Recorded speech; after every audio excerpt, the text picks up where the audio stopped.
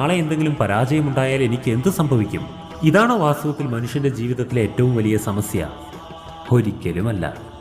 ഇത് മനുഷ്യന്റെ ജീവിതത്തിലെ വിഡ്ഢിത്തങ്ങൾ നിറഞ്ഞ സമസ്യകളാണ്. ഇത് നിങ്ങളുടെ മനസ്സുൽപ്പാദിപ്പിക്കുന്ന വ്യഥകൾ മാത്രമാണ്. മനുഷ്യന്റെ യഥാർത്ഥ സമസ്യ എന്താണെന്നാൽ പരാജയങ്ങൾ സംഭവിക്കുന്നതോ വിജയം ദൂരെയാകുന്നതോ അല്ല. മനുഷ്യന്റെ യഥാർത്ഥ സമസ്യ എന്താണെന്നാൽ വിജയം പ്രാപ്തമാക്കണമെന്ന ആഗ്രഹത്തെ ഉപേക്ഷിക്കുമ്പോഴാണ് യഥാർത്ഥത്തിലെ സമസ്യ ആരംഭിക്കുന്നത്. മനുഷ്യൻ വൃദ്ധനാകുന്നത് തനിക്ക് പ്രവർത്തിക്കുവാനുള്ള കാര്യങ്ങളെല്ലാം കഴിയുമ്പോഴല്ല. മനുഷ്യൻ വൃദ്ധനാകുന്നത് പുതിയ ലക്ഷ്യങ്ങൾ സ്ഥാപിക്കുക എന്ന കാര്യത്തിൽ പരാജയപ്പെടുമ്പോഴാണ്.